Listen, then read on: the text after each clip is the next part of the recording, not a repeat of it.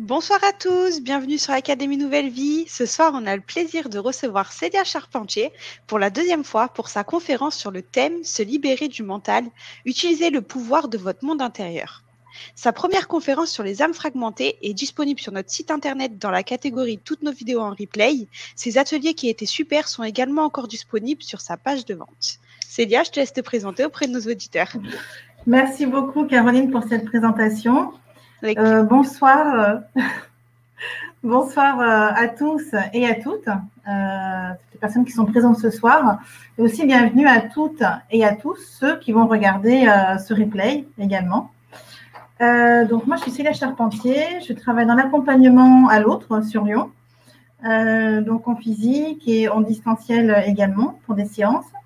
J'anime également des ateliers sur le coaching, la créativité.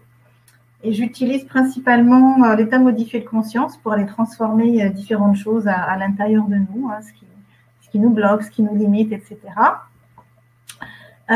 J'utilise également la méthode Phoenix Capacity que j'aime beaucoup parce qu'elle s'intéresse aux métaphores, en fait, aux métaphores de notre monde intérieur pour aller transformer tout ça. Voilà la présentation. Alors ce soir, j'ai envie de vous parler du mental, de l'ego, des pensées, voilà, tout ça, ça fait un peu partie des mêmes choses. Et du coup, le thème de la soirée, je vous l'ai annoncé, et en termes de plan, donc je vais d'abord aborder comment identifier ce qui vient du mental et ce qui vient de notre moi supérieur, comment on fait la différence. Ensuite, on va regarder à qui sont ces pensées. Troisième partie, est-ce que ces pensées, c'est des parties nous, des saboteurs, des juges et d'autres rôles? On verra qu'il y a plein de rôles différents, plein de voix différentes dans nos têtes qui cherchent notre attention. Ou est-ce qu'il s'agit d'autre chose? Voilà, est-ce que c'est des voix à nous ou pas? Est-ce que c'est autre chose? Et la quatrième partie, c'est comment être en maîtrise dans sa tête. Alors, avant de commencer les différentes parties de cette conférence, il y a une chose que j'ai envie de vous partager, parce que même si j'accompagne les autres dans leurs étapes de vie, quand on est accompagnant, souvent on échange, on fait des échanges de pratiques avec d'autres accompagnants. Et il m'est arrivé une chose super cette semaine, j'étais sujet en séance de méthode capacité Phoenix, et il m'est apparu une métaphore intérieure extrêmement belle que j'ai envie de vous partager. Dans cette séance, donc j'étais en état modifié de conscience et j'ai rencontré une fleur, un coquelicot. Et ce coquelicot, en fait, j'en ai vu tous les détails et c'est un coquelicot qui était ravi de recevoir la lumière. Et ce coquelicot, il acceptait de recevoir la lumière, même si en même temps il est très fragile, très vulnérable. Il accepte de recevoir la lumière car ça lui permet de ressentir tout ce qu'il est, en fait. Donc, de ressentir ses pistils, ses pétales, la tige, les petits poils sur la tige du coquelicot. Et le fait de ressentir toutes ces sensations de vie, de se laisser traverser par la vie, en fait, c'est au-delà de la peur d'être coupé, cueilli, écrasé, arraché, etc. Et je trouve cette image très, très belle. Et j'ai trouvé cette fleur, ce coquelicot très conscient, en fait. Et ça m'a rendu très humble, en fait, d'avoir en face de moi une fleur extrêmement consciente qui m'explique la valeur de la vie, en fait, qui me montre la valeur de la vie et comment, même si parfois on peut se sentir vulnérable, fragile dans la vie d'humain, le fait de ressentir la vie, c'est au-delà de la peur, en fait. Donc, voilà, j'avais envie de vous partager ça parce que cette image, j'ai trouvé magnifique. Et cette conférence tombe à pic parce que du coup, je me suis dit, voilà, si ça peut parler à des personnes, en tout cas, moi, ça m'a parlé, donc c'est chouette. Voilà. Alors, comment identifier ce qui vient du mental et ce qui vient du moi supérieur? Alors, ce qui vient du mental, donc dans le mental, il y a toutes ces pensées qui nous traversent. On est tout le temps en train de penser à différentes choses. Il y a des pensées qui nous élèvent, il y a des pensées qui nous plombent, il y a des pensées qui reviennent. Il y a des pensées, souvent les pensées qui reviennent, elles attirent d'autres pensées, en fait. C'est un peu comme une vibration qui attire la même vibration. Est-ce qu'on peut arrêter de penser? Donc ça, c'est des questions qu'on peut se poser aussi. Est-ce qu'on peut arrêter de penser ou est-ce que juste ce qu'on a besoin de faire, c'est apaiser notre activité mentale? On va voir aussi dans cette conférence comment les pensées impactent notre vie, notre quotidien, nos expériences. Et je vais vous raconter une anecdote là-dessus par rapport à une pensée qui était récurrente, dont je n'avais pas conscience. Et à force de penser quelque chose, ça devient une croyance. Et ça, on va revenir également dans cette soirée. Alors, pendant un moment, partout où j'allais, en fait, j'avais des gens qui me disaient « Mais poussez-vous, madame, vous me prenez ma place, etc. » Et j'avais l'impression de jamais être à ma place, en fait. Et un jour, je pars en vacances avec mes enfants, je prends le train, et donc je sors mes billets, voilà, on va aux places qui nous étaient affectées.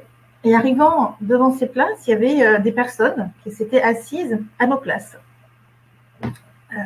Ça me fait monter la colère, du coup.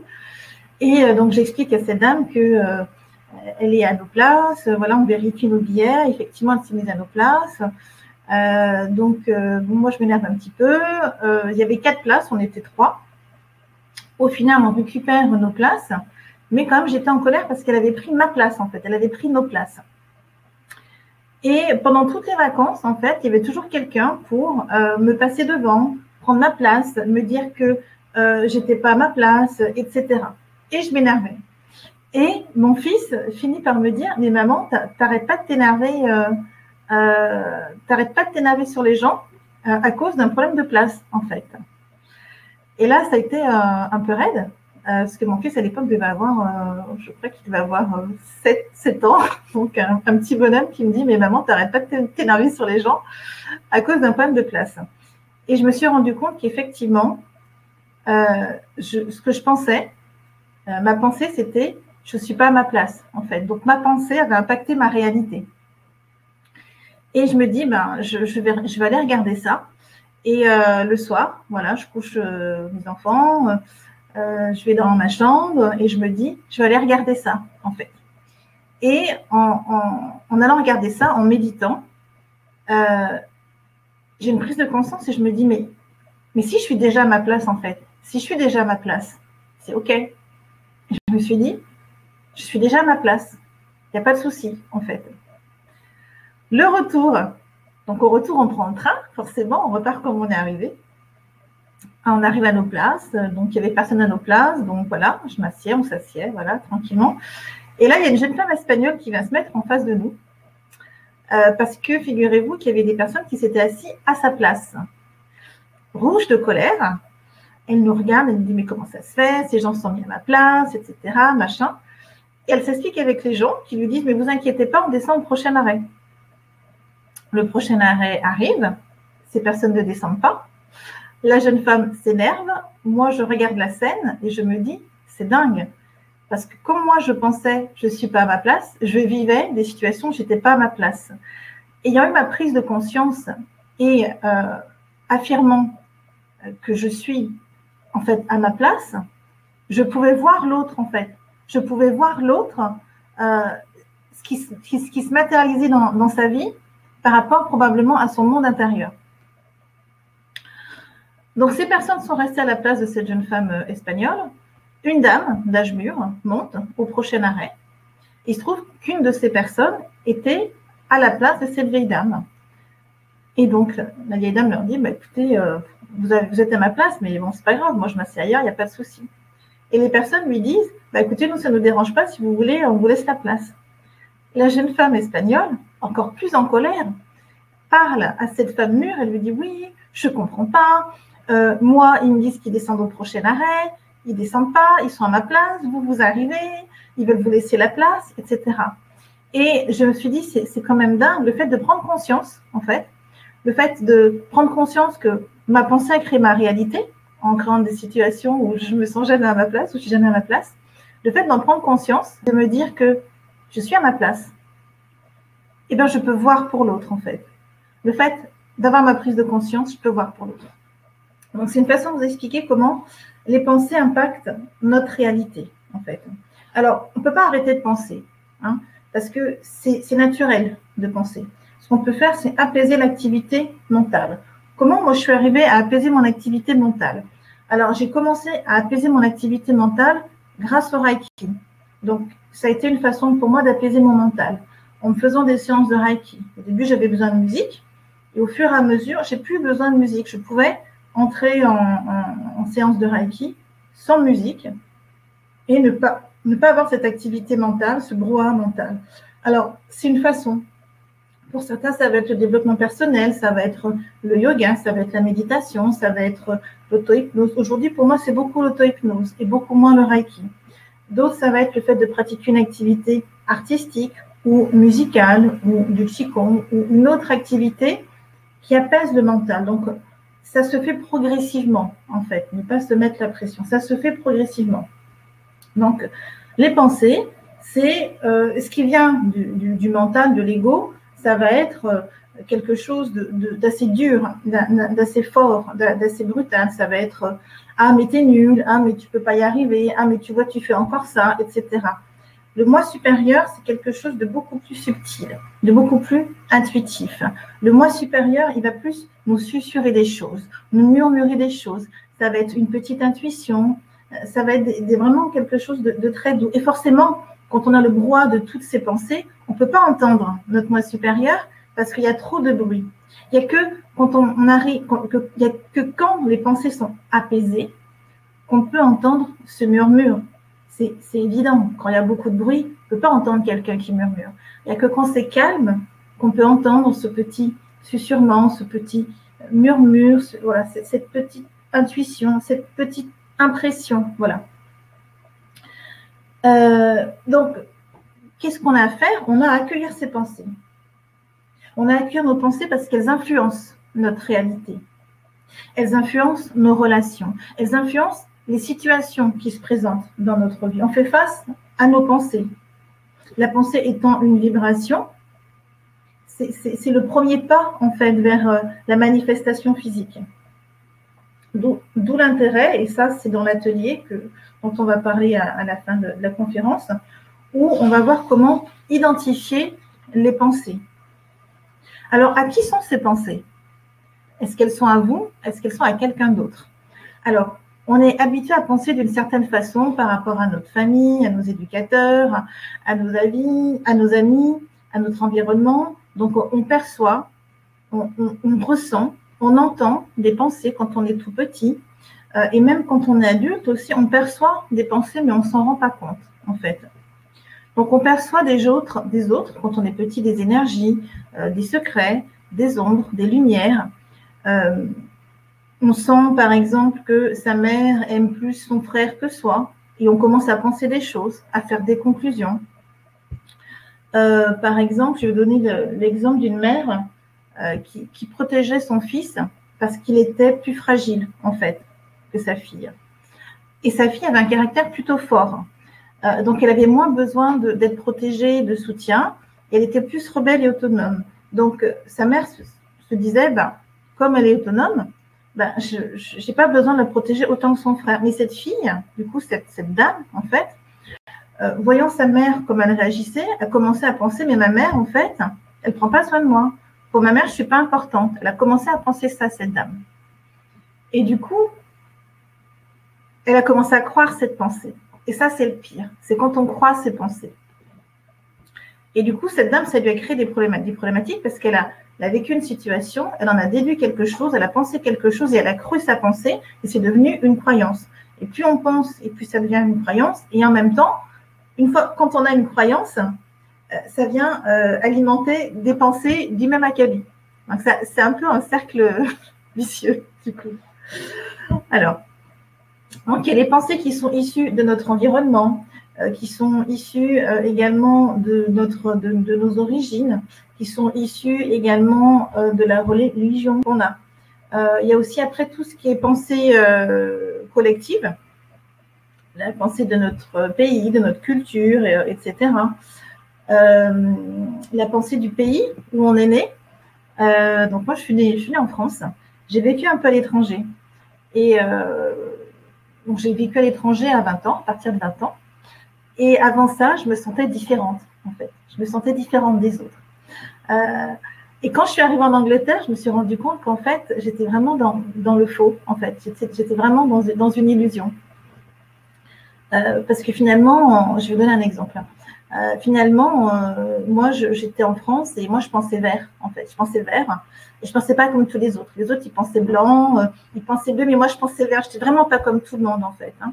Et arrivé en Angleterre, à Londres notamment, il y a des gens de partout. Il y a des gens du Royaume-Uni, il y a des gens d'Australie, du Mexique, d'Iran, d'Espagne, de Russie, d'Afrique, etc. Donc, j'ai croisé des gens de partout. Et là, j'ai commencé à me rendre compte que finalement, en tant que Française, je ne pouvais penser que bleu, vert ou blanc. Et qu'au Royaume-Uni, eux, ils pensaient jaune, violet ou gris. Je me suis dit, mince, je pensais qu'il n'y avait que 3 façons de penser. Et en fait, il y en a d'autres. Et en Australie, par exemple, on pense rose, orange et turquoise. Et j'ai commencé à me rendre compte que, sans le savoir, en fait, j'étais conditionnée sur un mode de pensée. Et que finalement, il y a bien plus de modes de pensée qu'on ne croit. Et il n'y a que quand on s'ouvre, en fait, aux autres et à d'autres cultures et à d'autres nationalités qu'on peut se rendre compte, en fait, qu'on a un prisme, selon où on est NAIT, on a vraiment un prisme de pensée qu'on ne perçoit pas, qu'on peut percevoir que si on prend de la distance, que quand on va à la rencontre d'autres cultures. Les pensées, encore. Quand on a une pensée, je vais parler des pensées qui plombent, parce que les pensées qui sont aidantes, bah, c'est super cool, on n'a pas envie de les lâcher, celles-là, en fait. Il n'y a que les pensées qui nous plombent qu'on a envie de transformer, ou d'en faire autre chose, ou de ne pas les croire, voilà. Donc, dans certaines pensées, mais de toute façon, c'est pas fait pour toi, mais ah ben voilà, tu t'es encore planté, etc. On peut s'interroger. Qui s'exprime? C'est la voix de qui, cette pensée? Est-ce que c'est la voix de mon père, de ma mère, de mon enseignant, de mon oncle, ou autre chose? C'est la voix de qui? Est-ce que c'est la voix de quelqu'un que je connais, d'un proche, que je connais, que j'ai connu? Ou est-ce que c'est la voix d'une autre énergie? Ça peut être aussi la voix d'une entité, en fait. Là, je sais qu'on est sur un canal où on parle absolument de tout, donc je peux me permettre de dire ça. On peut aussi avoir une entité qui est là, près de nous, ou qui squatte, et qui influence notre mental, qui influence nos pensées. Et ça, on peut le savoir que quand on a vraiment travaillé sur soi, qu'on a apaisé son mental, à des moments donnés, on peut ne pas se reconnaître, ne pas reconnaître ses pensées, se dire, mais tiens, mais pourquoi je pense comme ça en ce moment? Je ne sais pas pourquoi je pense d'une façon, je ne me reconnais pas, ce n'est pas moi. Des fois, ça, c'est parce qu'il y a une entité, en fait, qui est là et qui influence nos pensées. Mais ça, c'est un autre sujet.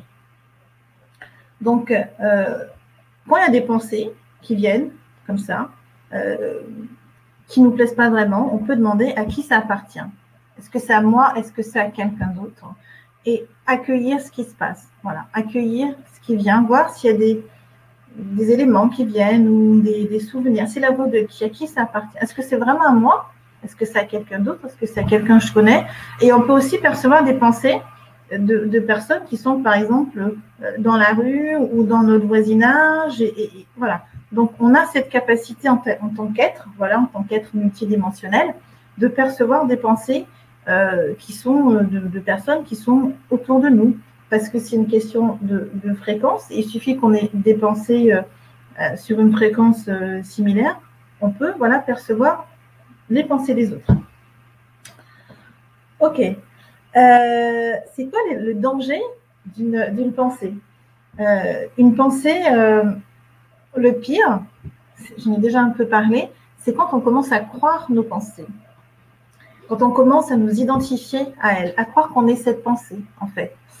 Si je me dis, ah ben là, je suis nulle et que je crois cette pensée, ça me plombe, en fait. Et si je me dis, bah, effectivement, il y a une partie de moi qui pense ça, mais ça ne me convient pas, en fait. Du coup, on met de la distance entre cette pensée et nous. On choisit de ne pas s'identifier. On choisit de prendre l'information. Tiens, c'est intéressant, il y a une partie de moi qui pense ça, mais ça ça me dessert, ça me plombe. J'ai pas envie en fait de la prendre cette pensée. J'ai plutôt envie de croire autre chose de moi. Et effectivement, là, peut-être que là, j'ai pas été top sur cette action. Ok, il y a des choses à améliorer, mais j'ai pas envie de croire cette pensée. Ça m'intéresse pas en fait. Voilà. Donc on a le choix. Le choix, on a le choix pour plein de choses, mais on a le choix de croire une pensée ou pas. Il faut le savoir. Et je trouve que c'est salvateur de savoir qu'on a le droit de croire ou pas cette pensée. Parfois, ces pensées qui sont lourdes, qui sont pas bénéfiques, en fait, elles emprisonnent, elles nous emprisonnent. Et encore une fois, les pensées, c'est une vibration, donc c'est une énergie. Donc, une pensée attire une autre pensée.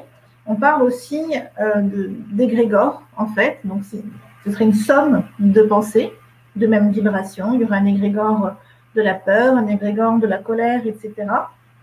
Alors ça, je ne vais pas trop parler de ça parce qu'il y a d'autres gens qui en parlent très très bien, en fait, des égrégores de pensées. Mais c'est comme une forme énergétique qui cherche à se nourrir, en fait, et qui prend plaisir à se nourrir de colère et de peur, etc. Donc, quand on pense et quand on pense quelque chose de soi, quand on se dit « je suis nul », il y a souvent une émotion qui va avec, une émotion de colère. Donc, c'est pour ça que je parle de colère et de peur.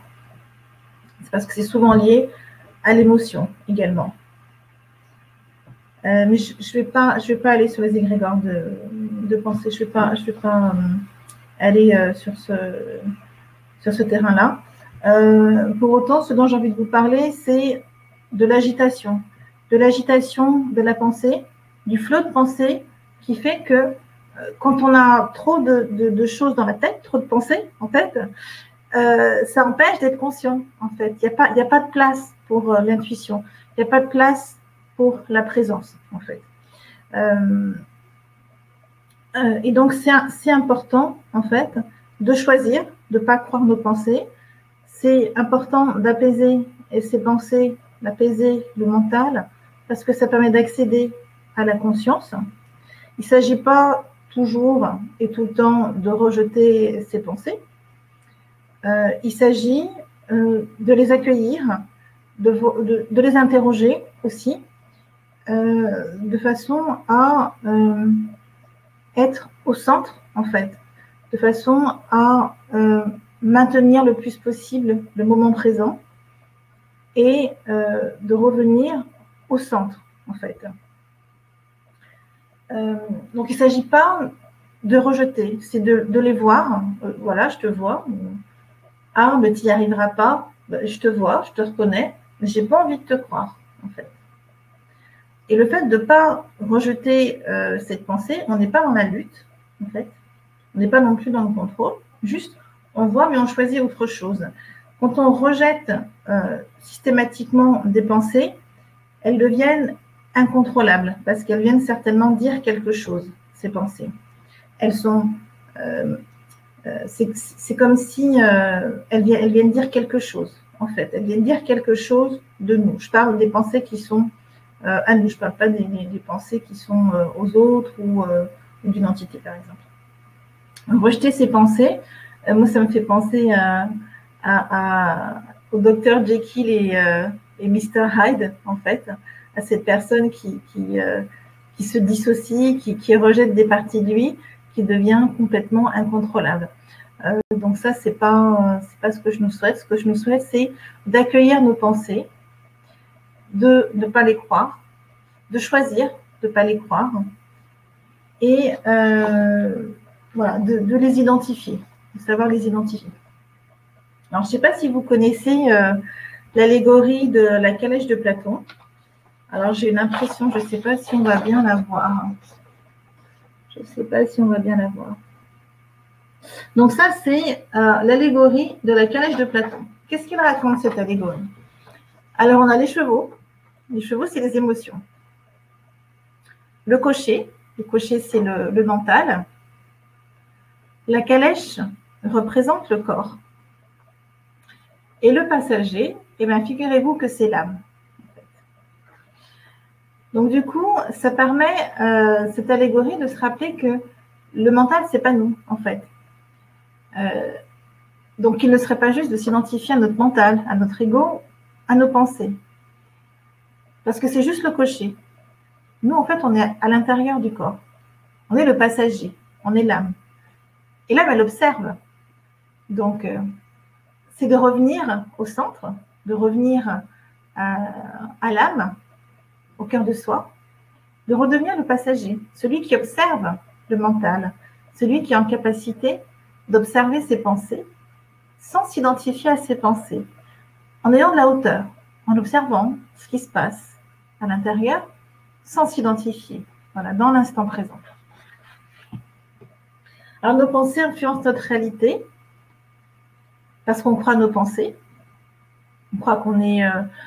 bon, je vais parler des pensées qui plantent, encore une fois, on croit qu'on est nul, qu'on est sans valeur, qu'on n'est pas à notre place.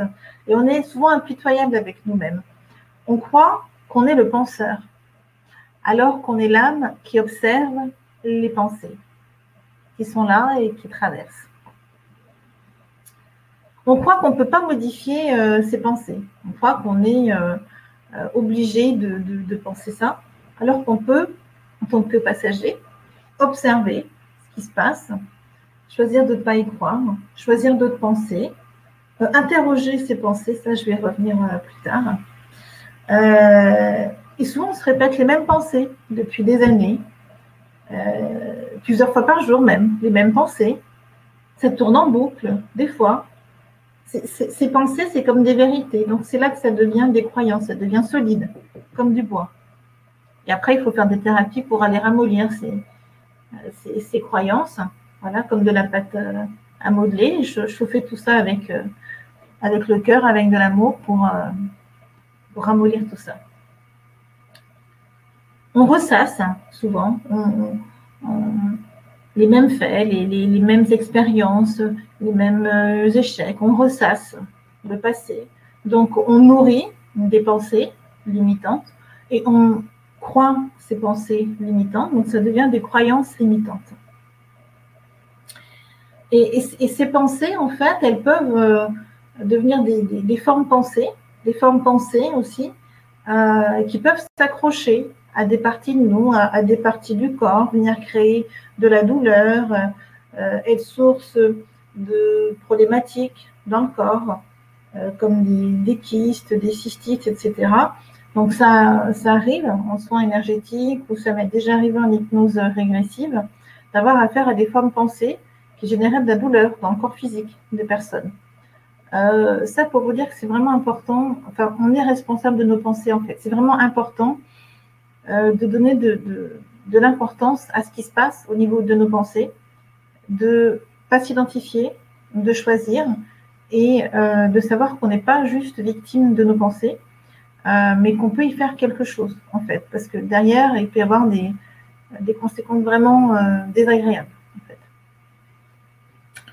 Alors, et là, j'ai envie de vous dire, et si on savait, et si nous savions que nous sommes celui qui observe le passager, eh bien, on pourrait choisir nos pensées. Et on pourrait redevenir responsable de nos pensées et choisir. Et donc, on pourrait vivre ce qu'on a choisi de penser. Et donc, on pourrait croire autre chose. Plutôt que nos pensées d'hier se manifestent dans notre réalité, on pourrait choisir autre chose pour créer une autre réalité. Alors, dans la vie de tous les jours, souvent, on vit une situation qu'on va filtrer avec nos pensées, avec notre façon de voir le monde. Ça va générer une réaction, une émotion, et ça va générer un comportement pour affermir une croyance. Donc, il y a une situation qui crée une réaction où on va se dire « Ah, mais cette personne, c'est comme si elle considère que j'ai aucune valeur. » On va penser ça, en fait. On va se dire ça. Et là, ce qui est intéressant de se dire, c'est « Ok, Là, ce que je me dis, c'est que cette personne, elle considère que j'ai vraiment aucune valeur. Est-ce que c'est la personne qui pense ça? Est-ce que c'est moi? Donc, on peut déjà se poser cette question. Et si c'est moi, à ce moment-là, est-ce que je pensais déjà ça avant que la situation se passe? Ou j'ai juste pensé ça après? Mais si je pensais comme ça avant que la situation n'ait lieu, c'est que je suis créateur, en fait. Et donc, ma pensée, ma réaction est à la hauteur de la création. Et réaction est l'anagramme de création. Donc, c'est intéressant quand même de se rendre compte que dans notre réaction, dans notre façon de réagir à un événement, on pense d'une façon. Et que finalement, quand on interroge cette pensée, on se rend compte qu'on pensait déjà comme ça avant la situation, qui vient juste mettre le focus sur notre façon de penser, sur la façon sur notre façon de nous penser, en fait. Voilà. Voilà, donc ça, c'est une façon de prendre sa responsabilité dans ses pensées. Parce que finalement, des fois, on pense des choses des gens ou des situations, et donc on émet un jugement. Mais ce qui colore un événement, une situation ou une relation, eh ben, c'est le regard qu'on pose dessus. Et des fois, on peut penser des choses par rapport à quelqu'un, une situation, et c'est pas du tout ça. Et là, ça me fait penser aux 4 accords Toltec, dont l'un, c'est ne fais pas de supposition. Et ben oui, on n'a pas à supposer, effectivement. Et d'être attentif à ses pensées et de faire attention. C'est pas parce que c'est dans notre tête que c'est vrai, en fait. C'est pas parce que ça se passe là que c'est forcément vrai, en fait. Et là, j'ai des outils pour vous. Mais ça, ce sera dans l'atelier, en fait. Il y a différents outils pour aller investiguer un peu comme un détective. Qu'est-ce qui se passe dans nos pensées et comment on peut aller ramollir tout ça et redevenir maître et revenir à la maîtrise de soi. Alors, je suis allée chercher une définition sur Internet de la pensée et de la croyance. Voilà. Donc, c'est un point de vue. Et après, je vais vous donner mon point de vue. Donc, la définition que j'ai trouvée, c'est la pensée forme la croyance. Donc, la croyance renforce la pensée et forme le comportement observable d'une personne. La croyance renforce encore davantage la pensée et forme le comportement observable d'une personne. Plus on y croit, et plus on y pense, et plus on y pense, et plus on agit en conséquence. Et mon point de vue, c'est que plus une pensée est présente, et plus elle se transforme en croyance. Et en même temps, une croyance, elle va générer aussi des pensées du même acabit.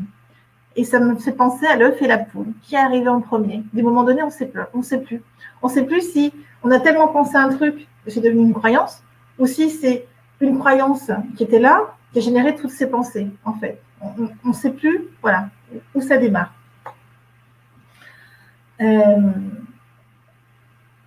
Donc, j'ai parlé du mécanisme de la pensée, du fait de vivre un événement, une situation, une relation, et de supposer et de penser quelque chose à propos qui n'est pas forcément la vérité.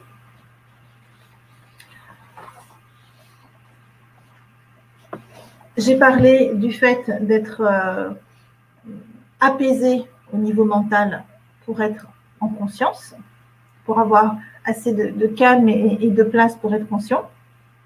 Et maintenant, je vais parler des différentes pensées qu'on a liées aux différentes parties de nous. Parce que ma croyance, et c'est une croyance qu'on retrouve dans plein de domaines, dans plein de cultures, c'est qu'on est un et multiple. On est un et une multitude. C'est comme si on est des centaines de moi à l'intérieur de nous, des centaines de jeux avec différentes voix. Donc, il y a une partie qui nous sabote, une partie qui juge, une partie qui a envie qu'on réussisse, une partie qui croit qu'on est supérieur aux autres, une partie qui ne se croit pas à sa place, etc. Et tout ce petit monde intérieur, en fait, et ben ça chahute à l'intérieur, en fait. Ça chahute à l'intérieur de nous. C'est comme s'il y avait plein de moi fractionnés, dissociés, qui ne se voient pas forcément, qui ne se connaissent pas, qui ne se reconnaissent pas, qui se maltraitent, qui s'opposent, etc. Je suis sûre que ça vous est déjà arrivé d'avoir plusieurs voix dans votre tête, en fait. Plusieurs voix qui ne s'entendent pas forcément. D'ailleurs, souvent, les personnes qui viennent en thérapie, ce sont des gens qui veulent aller mieux et en même temps, il y a une partie qui a un bénéfice secondaire à pas aller bien, en fait. Et on fait ce qu'on appelle la négociation de partie, la négociation de partie de soi, entre la partie qui veut y arriver, la partie qui n'a pas envie d'y arriver, la partie qui a peur d'y arriver, etc. Donc, on a plusieurs voix aussi à l'intérieur de nous. Et ça fait partie aussi des pensées qu'on a qui sont en opposition. Et encore une fois, de ne pas s'identifier à ces différentes voix, parce que ce sont des parties de nous.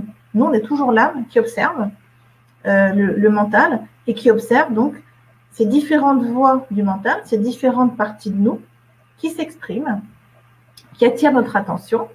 Et nous, on est observateurs et on peut, et c'est notre responsabilité en plus de faire qu'il y ait une harmonie de ces parties-là, et vraiment d'être au centre, de se rappeler qu'on a le droit d'être au centre puisqu'on est le passager l'âme. J'ai pas lu le début de ma phrase. Donc, c'est important de revenir au centre de nous-mêmes pour pouvoir observer la vie de notre monde intérieur, la vie de ces différentes parties de nous, en fait, qui sont en vie et qui ont un intérêt commun, c'est notre bien-être et le fait qu'on soit en vie, mais qui sont parfois dysfonctionnelles, et ce qui fait qu'on a différentes voix à l'intérieur de nous qui s'expriment de différentes façons. Et on peut s'interroger, ben là, c'est quelle voix?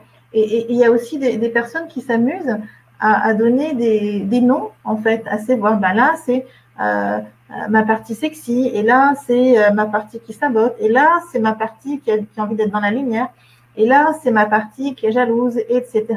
Et on peut s'amuser comme ça, ben tiens, ben, là, je sais que c'est toi ma partie jalouse, ben tu vois, moi, je sais pas, là, voilà. Ta façon de penser, j'ai pas envie d'y croire en fait. J'ai pas envie de, je te vois, mais j'ai pas envie de donner du crédit à ça en fait. On a le droit de faire ça. Ah ben tiens, je te vois la partie avare, voilà. Mais j'ai pas envie d'accorder du crédit à ta façon de voir la vie en fait. Voilà. On a le droit en fait de rester au centre et d'observer les parties de nous.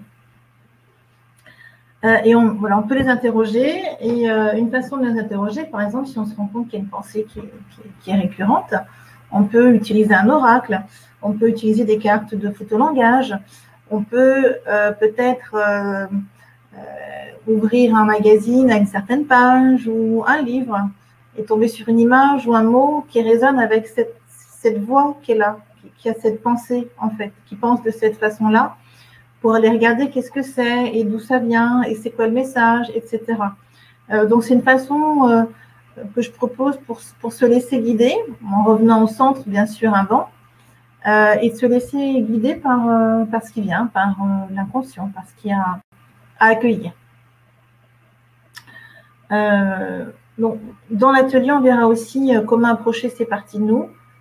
Pour quelles raisons est-ce qu'elles pensent ce qu'elles pensent? Parce qu'elles ont toujours une bonne raison de penser ce qu'elles pensent et aussi donc de croire ce qu'elles croient. Dans ces différentes parties, il va y avoir le critique intérieur, il peut y avoir un enfant intérieur blessé, il peut y avoir une partie qui est sur la défensive, en fait. Il peut y avoir une partie qui s'est sentie trahie, une partie qui pense qu'elle n'a pas le droit de dire non, une partie qui se sent mal aimée, une partie qui pense qu'elle va souffrir en amour, une partie qui pense qu'elle doit continuellement vivre des difficultés financières, une partie qui pense, et ça je pense qu'on est beaucoup à être concernés, une partie qui pense qu'elle doit tout faire pour faire plaisir aux autres, en fait. Et ces parties de nous, elles interviennent donc dans nos pensées. Des fois, ça peut être très furtif, en fait. Et plus on arrive à un cadre intérieur, plus on les remarque. Moi, je me rends compte des fois que y a une partie de moi, c'est très furtif. Ça va être une pensée très, très fugace, très rapide. Ça ne sert à rien. Et je me dis, tiens, ça, c'est bizarre de penser ça comme ça. Qu'est-ce que c'est voilà, c'est à qui cette voix voilà. J'interroge, en fait. Voilà. Qu'est-ce que je peux vous dire de plus? Comment être en maîtrise dans sa tête? Alors, pour ceux qui ont lu Conversation avec Dieu, il y a un paragraphe, en fait, qui parle des pensées. Et le conseil qui est donné donc par Dieu, parce que c'est une conversation avec Dieu, c'est d'interroger ses pensées. C'est marrant, hein, j'en parle depuis le début. D'interroger ses pensées. Donc le conseil, c'est j'interroge ma pensée. À quoi me sert cette pensée? Qu'est-ce que je ressens quand je pense à ça? De quoi je me souviens quand je pense à ça? Et si je pensais l'inverse? Donc là, c'est moi qui parle, c'est pas dans le livre. Hein. Et si je pensais l'inverse? Et qui pense comme ça autour de moi? Qu'est-ce que je crois des gens qui pensent comme ça? Qu'est-ce que je crois des gens qui pensent l'inverse? Et de s'autoriser à interroger ses pensées, comme un détective qui a envie de comprendre ce qui se passe dans sa tête. Ainsi, on s'autorise à être présent. Et donc, si on s'autorise à être présent, on s'autorise à ne pas être prisonnier, du coup, de ses pensées. Plus vous vous identifiez à vos pensées, à vos goûts, à vos jugements, à vos interprétations, et moins vous êtes présent. Et encore une fois, vous êtes celui qui observe. Vous êtes le passager, vous n'êtes pas le penseur. Et donc, du coup, c'est vraiment important de revenir au centre de soi, de revenir à cette paix, à ce détachement, à cet accueil de ce qui pense, de ce qui se passe à l'intérieur de soi. Penser, c'est normal, hein, tout à fait normal. Les pensées, elles fonctionnent par similitude vibratoire, ça je vous l'ai dit. Quand on a tendance à penser quelque chose de négatif, on a souvent des mêmes pensées qui arrivent, du même acabit. Mais c'est valable aussi dans l'autre sens. Si on se dit, bah, moi, j'ai pas envie de croire cette pensée, puis j'ai pas envie de rester dans cette énergie de pensée négative, et ben si on pense à quelque chose de lumineux et de positif, c'est pareil, ça attire les mêmes pensées. Plus on pense à quelque chose de positif, et plus ça génère des pensées positives. Donc, ce qui est valable dans un sens est valable dans l'autre sens. Donc ça, c'est quand même une bonne nouvelle. Les pensées aussi, un autre élément sur les pensées, c'est que comme c'est une énergie, les pensées, elles s'imprègnent aussi. Elles s'imprègnent dans les objets, elles s'imprègnent dans les murs. On parle de mémoire des murs, de forme pensée, voilà, dans certains objets, dans des pièces, etc. Donc ça, c'est pour vous dire combien c'est important d'être responsable de ses pensées, et parce que ça peut venir impacter notre santé physique, et parce que du coup, ça s'imprègne également dans tout ce qui nous entoure. Donc voilà, c'est vraiment important de reprendre sa responsabilité et de retrouver notre pouvoir. On a le droit de choisir nos pensées, on a le droit de ne pas s'identifier, on a le droit de les interroger, on a le droit d'entrer en contact avec elles. Tout ça, c'est possible. Et ça laisse de la place pour qu'on soit plus conscient. Alors, j'arrive au bout de cette conférence. Donc, le jeudi 25 mars à 20h30, donc l'atelier, c'est coopérer avec son mental vers l'unité de soi. Effectivement, quand on coopère avec son mental, qu'on accueille ses pensées, qu'on accueille son ego, on est donc à la place du passager, dans notre unité, en fait, dans l'accueil de toutes ces pensées, de toute cette activité mentale, de toutes les pensées, de toutes ces différentes parties de nous, et on va vers l'unité, vers la complétude, en fait. Les différentes parties, donc il y a 5 parties, il y a identifier les parts de nous dans notre tête, se désidentifier des parties de nous, identifier le lien entre nos pensées et nos blessures, les outils. Donc là, j'ai plusieurs outils pour réguler nos pensées limitantes. Et vous verrez que, en fait, on peut jouer avec.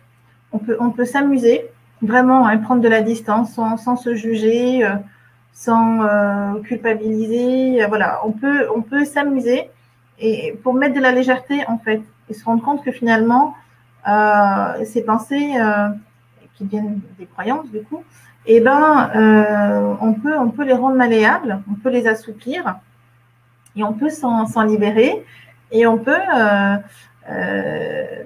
s'amuser. Il y a des pensées, on peut dire, oh, toi je te vois, mais je t'ai entendu, mais Je n'ai pas envie de t'accorder du crédit, ça c'est fini, ça ne marche plus en fait. Voilà, l'histoire que tu me racontes, non, ça ne marche plus.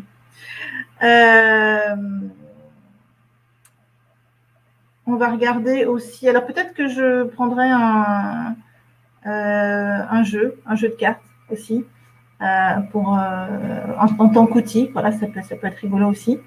Et donc, j'ai des outils aussi pour réguler nos croyances limitantes, donc les pensées entrées dans les croyances et les croyances limitantes générant aussi des pensées limitantes. Du coup, ça permet de faire la poule et l'œuf, en fait. Voilà. De regarder dans tous les points de vue possibles, en fait. Alors, pour l'atelier de Célia, je vous ai lancé l'offre, donc vous pouvez cliquer sur le petit bouton rose. Donc, ce sera le jeudi 25 mars à 20h30. Vous aurez deux versions, la version non téléchargeable à 37 € et la version téléchargeable à 57 €.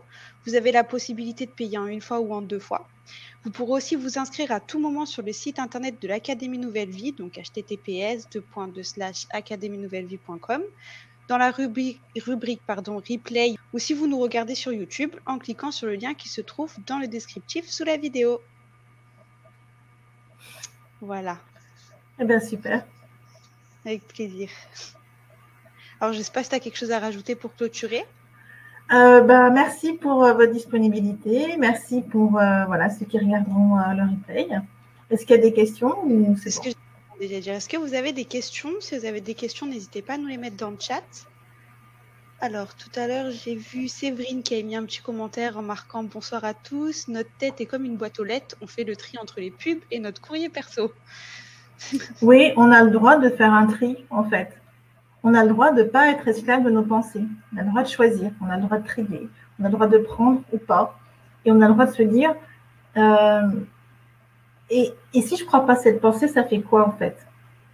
Parce que souvent, quand on pense, on croit, en fait. Parce que c'est dans notre tête, on se dit que c'est vrai, on le croit. Mais si on choisit de ne pas le croire, ça fait quoi, en fait? Parce que quand on le croit, surtout les pensées qui sont non aidantes, quand on les croit, ça fait du mal, ça nous plombe, ça nous fait souffrir. Et si je choisis de ne pas croire cette pensée, ça fait quoi? Et on reprend notre pouvoir. Et ça, c'est cool. C'est vrai. Il y a Claudine tout à l'heure qui avait marqué « Parfois, même quand je prie, je me demande si c'est mon âme qui parle ou mon mental. » Alors, là, c'est facile. Est-ce que c'est tout doux, en fait? Est-ce que c'est tout doux? Est-ce que ça susurre? Est-ce que ça murmure? Est-ce que ça te fait du bien, en fait? Est-ce que ça t'élève? Est-ce que ça t'allège? Voilà. Si c'est doux, si ça t'allège, si ça murmure, si ça susurre, si ça te fait du bien, si ça t'expand, c'est ton âme, en fait. Si ça te plombe, si ça te contracte, voilà, si c'est lourd, souvent c'est le mental dans ces cas-là, parce que l'âme, elle ne va pas te plomber, en fait, ton âme. Au contraire, ton âme, c'est la lumière. Ton âme, c'est l'amour infini, en fait. Donc, c'est tellement expansif, c'est tellement lumineux. Donc, ça fait quoi dans ton corps, en fait? Merci Célia. Alors, une autre question de Dominique. On a peut-être construit toute une partie de notre vie sur une croyance. Comment affronter ça? Merci à vous. Oui, c'est sûr qu'on construit notre vie et sur des pensées et sur des croyances. Et ça peut se ramollir, en fait. Et ça peut se ramollir que quand tu peux le regarder, en fait, quand tu acceptes de regarder. Il y a des croyances, des pensées qui font mal. Mais si on arrive à les regarder vraiment, il n'y a que quand on regarde quelque chose qu'on peut le transformer. Tant qu'on est dans le déni, qu'on ne veut pas voir, qu'on se cache, on ne pourra pas le changer. Donc déjà, le regarder et avoir conscience qu'on a le pouvoir. On est d'abord une âme, en fait. Donc, on est celui qui observe. Donc, Dominique, je ne sais pas si c'est un homme ou une femme, tu peux choisir d'observer ta croyance et d'observer ta pensée. Donc, du coup, tu n'es plus la personne qui est emprisonnée par sa croyance et sa pensée, tu es la personne qui regarde, en fait. À un moment donné, j'aimais bien dire, quand j'avais c'est un outil que je n'utilise plus, mais que j'ai utilisé beaucoup à un moment donné, c'est que quand j'avais des pensées invasives, je disais, je parlais à cette pensée et je lui disais, je suis l'espace qui te contient et je suis la conscience qui t'accueille. Et hop, je me voyais au-dessus de ça, en fait. Je n'étais plus à l'intérieur. Et ça me faisait du bien. Aujourd'hui, bon, j'ai évolué, j'ai d'autres façons de faire. Mais le développement personnel, la connaissance de soi, c'est un chemin aussi.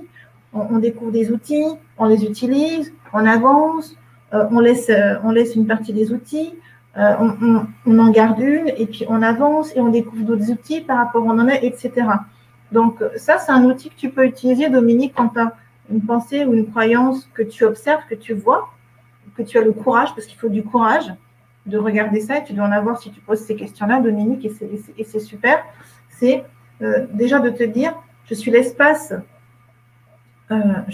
qui te contient, je suis la conscience qui t'accueille. Et hop, ça te fait monter, en fait, ça te fait prendre de la hauteur. Et après, il y a l'atelier avec des outils, et on peut aller ramollir ses croyances.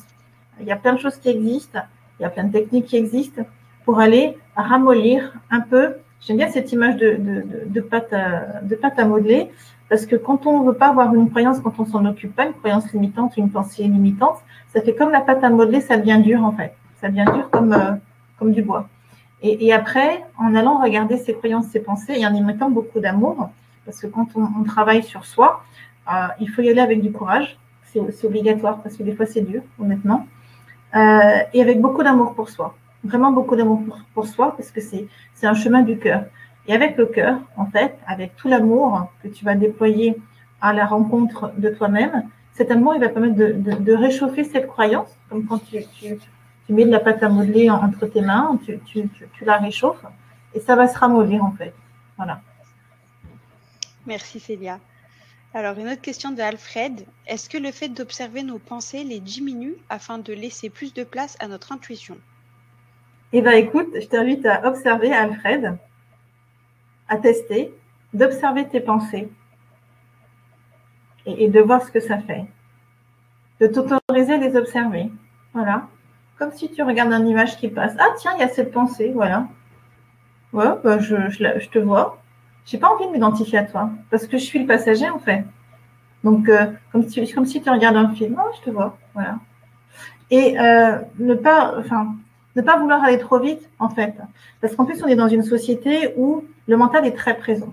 J'ai encore fait une séance cet après-midi avec une personne qui était beaucoup dans le mental, pas dans le corps, donc il a fallu reconnecter le corps, le mental, bon, bref.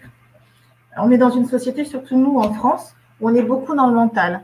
Et c'est normal, parce que depuis tout petit, on est conditionné comme ça. Tu vas à l'école, on remplit la tête, on remplit la tête, on remplit la tête. On ne t'apprend pas à connaître ton corps, on ne t'apprend pas à être dans ton intuition, à être dans ton sixième sens. On ne t'apprend pas ça, en fait. On t'apprend la tête, avoir des connaissances, être instruit, remplir la tête. Et du coup, c'est bien normal qu'on soit trop dans le mental. Donc, il faut se laisser le temps. Moi, ça a commencé avec le Reiki. Je vois l'évolution. Je vois qu'aujourd'hui, j'ai beaucoup moins de brouhaha mental. Alors, il y a des périodes de ma vie où j'en ai plus, surtout dans le contexte actuel. Il y a des moments où je me pose plein de questions, en fait, sur ce qu'on vit, par exemple, à l'échelle mondiale. Et puis, je reviens au centre. Mais je me rends compte que j'arrive, à des moments donnés, à percevoir des pensées qui ne sont pas moi, des pensées qui sont limitantes, ou des voix, des parties de moi qui s'expriment. C'est très furtif. Et je me dis, tiens, toi, je te vois. Toi, je sais que tu me racontes une histoire. Je sais ce que tu penses, c'est pas vrai. Mais avant, quand j'avais ce brouhaha mental, je ne pouvais même pas le voir, en fait. C'est-à-dire que le fait de pas prendre la place du passager, on se coupe, tu as raison, Alfred, de la conscience. On se coupe des prises de conscience. Et ça ne se fait pas tout de suite hein, d'apaiser le mental. Donc, il faut être doux avec soi-même parce que, alors je ne sais pas quel âge tu as, mais si ça fait 50 ans que tu as du brouhaha mental, ça ne va pas se faire en 2 semaines de méditation, tu vois.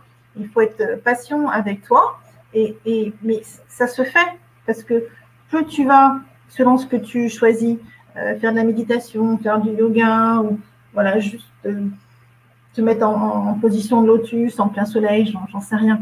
Et plus tu vas faire des choses pour apaiser ton mental, plus tu vas voir que tu vas avoir moins de pensées, moins de brouhaha.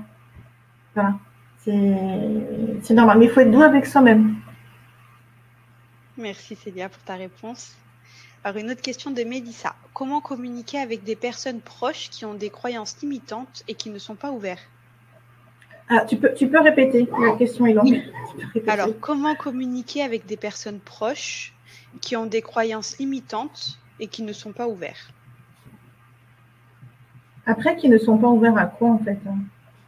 Alors, Mélissa, si tu peux nous répondre, qu'ils ne sont pas ouverts à quoi? Aux croyances, je pense.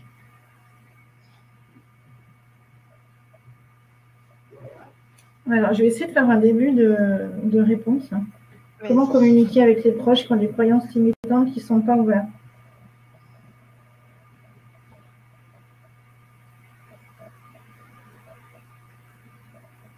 Bah, j'ai envie de te dire, Mélissa, communique sur ce qui vous rapproche.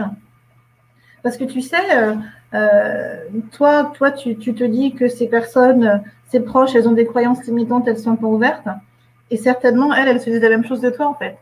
Parce que c'est juste que vous n'avez pas les mêmes croyances. Mélissa l'a dit, ouvert à l'esprit. Ouvert à l'esprit. Ok. Moi, je t'invite, Mélissa, à communiquer sur ce sur quoi tu peux communiquer, en fait, avec ces personnes-là. Parce qu'il y a des personnes avec lesquelles on peut communiquer sur l'esprit et d'autres pas, en fait. Et après, avec les proches, c'est vrai que souvent, quand on a un éveil de conscience, on a envie, en fait, d'emmener nos proches. On a envie de les emmener avec nous, on a envie de leur faire découvrir ça, et c'est bien normal. Mais tu sais, on est tous différents. Et il y a différents rythmes. On ne s'éveille pas tous au même rythme. Et à trop vouloir emmener nos proches sur le chemin de l'éveil quand eux, ils ne sont pas prêts, en fait, tu risques de les faire s'éloigner de toi, en fait. Et je pense que tes proches, tu les aimes et tu as envie de garder un lien le plus sain possible. Donc, si tu ne peux pas communiquer avec eux, s'ils ne sont pas ouverts sur l'esprit, il y a certainement d'autres personnes autour de toi qui le sont. Parce que on vibre tous quelque chose. Et quand on s'éveille, enfin, moi, je me suis éveillée aussi, comme plein de gens qui passent sur cette chaîne et qui regardent.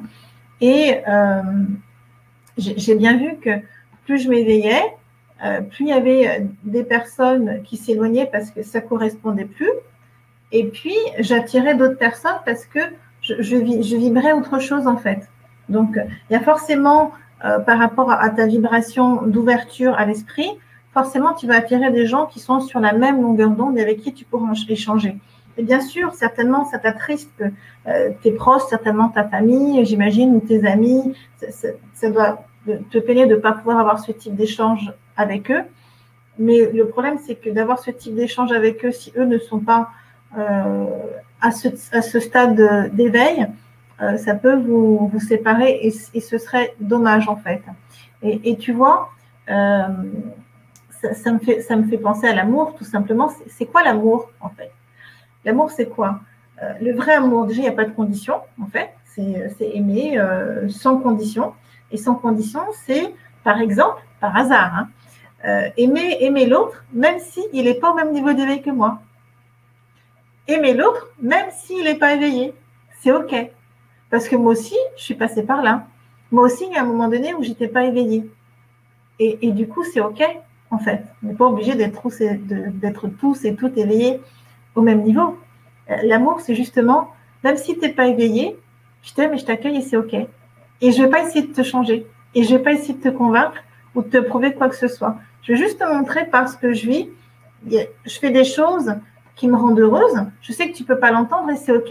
Et je t'aime quand même, en fait. J'espère que ça va t'aider, Mélissa. Merci Célia pour toutes tes réponses. Alors, je ne sais pas si tu as quelque chose à dire pour conclure. Non, c'était super toutes ces questions. J'adore. Mélissa, elle a marqué exactement, on est tous différents, ce n'est pas simple. Merci de votre réponse. Et puis en plus, j'adore le fait de terminer sur l'amour, tu vois, c'est chouette. Exactement. Du coup, on se retrouve le 25 mars, si je ne me trompe pas. Oui, le 25 mars à 20h30 pour ton atelier. Oui. Et puis, merci pour tout. Merci à tous ceux qui étaient présents et merci à tous ceux qui nous regarderont en replay. Eh bien, super. Bonne soirée à tous. Merci beaucoup. Bonne soirée. Au revoir. Au revoir.